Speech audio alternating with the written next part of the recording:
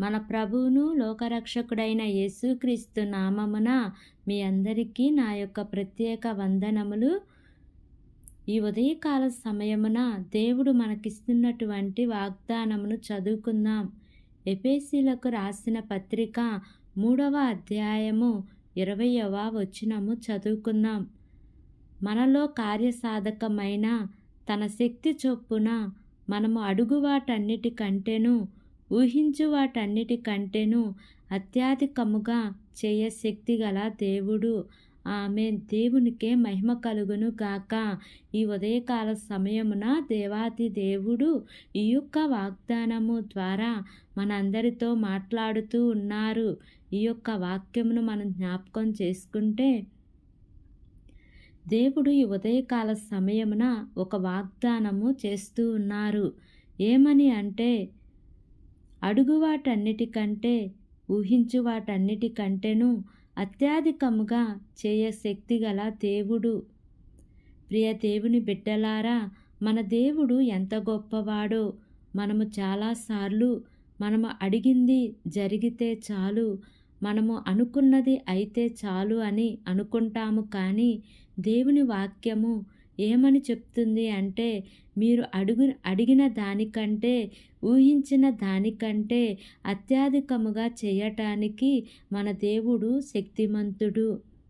ఈ ఉదయకాల సమయమున ఈ యొక్క వాక్యము వింటున్న ప్రియ సహోదరి సహోదరుడా, మీరు ఏమేమి అయితే దేవుణ్ణి అడుగుతున్నారో, ఏదేది అయితే నా జీవితంలో జరగాలి అని ఊహించుకుంటున్నారో, ఇది నా జీవితంలో జరిగితే బాగుండు అని ఆలోచన కలిగి ఉన్నారో, ప్రియ దేవుని బిడ్డలారా, తప్పకుండా దేవుడు మీరు అడిగిన దానికంటే ఊహించిన దానికంటే అత్యధికమైన మేలులు దేవుడు చేయబోతూ ఉన్నారు.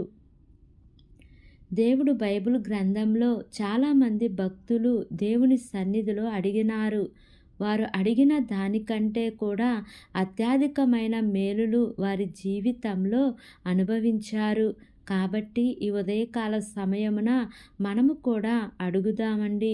మనము అడిగినప్పుడెల్లా మనము పొందుకున్నాము, దేవుడు మనకు ఇచ్చాడు అనేటటువంటి విశ్వాసముతో మనము ప్రార్థన చేయగలిగితే, మనము ఏదైతే అడుగుతున్నామో మనం అడిగిన దానికంటే ఊహకు మించిన ఘనకార్యములు దేవుడు ఈ ఉదయకాల సమయమున ప్రతి ఒక్కరి జీవితంలో చేయటానికి ఆయన సిద్ధముగా ఉన్నారు.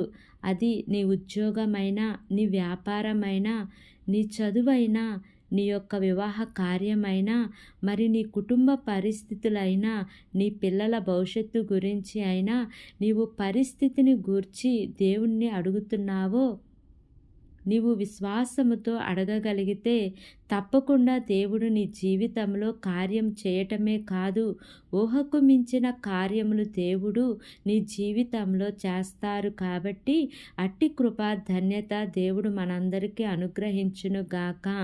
ఆమేన్. ప్రార్థన చేసుకుందాం. ప్రేమ కలిగిన యేసయ్యా, కృప కలిగిన దేవా, నీకు వందనాలు తండ్రి, నీకు స్తోత్రములు దేవా. ఈ ఉదయకాల సమయమున మీరు మాకు ఇచ్చినటువంటి ఇటు వాగ్దానాన్ని బట్టి నీకు వందనాలు ప్రభా. ఎంతమంది బిడ్డలు ఈ వాక్యమును విని ఈ ప్రార్థనలో ఏకీభవిస్తున్నారో తండ్రి, ప్రతి కుటుంబాన్ని మీరు జ్ఞాపకం చేసుకోండి దేవా. అత్యధికమైన మేలుల చేత నాయన మీరు వారిని తృప్తిపరచమని అడుగుచున్నాను తండ్రి. ఏ బిడ్డ అయితే అవసరత నిమిత్తము నిన్ను వేడుకుంటున్నారో నా తండ్రి, అయా వారి యొక్క అవసరతలు అక్కర్లన్నీ కూడా నా ప్రభ మీరు తీరుస్తూ రమ్మని మిమ్మల్ని వేడుకుంటున్నాను ప్రభ. బలహీనులు ఉంటే జ్ఞాపకం చేసుకోండి అయా. చదువుకుంటున్న బిడ్డలను ఉంటే జ్ఞాపకం చేసుకోండి అయా. ఉద్యోగాల కోసం ఎదురు చూస్తున్న బిడ్డలను కూడా జ్ఞాపకం చేసుకోండి తండ్రి. నీకు స్తోత్రంలయా. వృద్ధులను జ్ఞాపకం చేసుకోండి అయా. చిన్న బిడ్డలను జ్ఞాపకం చేసుకోండి తండ్రి. యవనస్తులను జ్ఞాపకం చేసుకోండి ప్రభా. నీకు స్తోత్రములు యేసయ్యా. గర్భఫలాల కోసం ఎదురు చూస్తున్న ప్రతి బిడ్డను జ్ఞాపకం చేసుకోండి అయా. వారి యొక్క గర్భద్వారాలు తెరవండి యేసయ్యా. గర్భవతులుగా ఉన్న బిడ్డలను జ్ఞాపకం చేసుకోండి అయా. సుఖమైన ప్రసవము వారికి కలగటానికి సహాయము చేయమని అడుగుచున్నాను తండ్రి. నీకు స్తోత్రములు ప్రభా. ఈ దినము ప్రయాణం చేస్తున్న ప్రతి బిడ్డను జ్ఞాపకం చేసుకోండి అయ్యా. వారి ప్రయాణాల్లో క్షేమాన్నివ్వండి తండ్రి. నీకు స్తోత్రములు దేవా.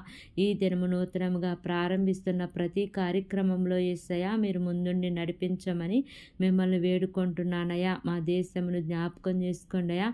దేశమును పరిపాలిస్తున్న ప్రతి అధికారుల కుటుంబాలను మీరు జ్ఞాపకం చేసుకోండి అయ్యా. వారందరికీ మంచి ఆరోగ్యమునిచ్చి నా ప్రభా వారి పనులన్నీ కూడా సఫలపరుస్తూ రమ్మని నా ప్రార్థన ఆలకించమని నజరేయుడైన యేసు అతి పరిశుద్ధ నామమును అడిగి వేడుకొని పొంది ఉన్నాము తండ్రి. Amen, amen, amen. Praise the lord. God bless you all.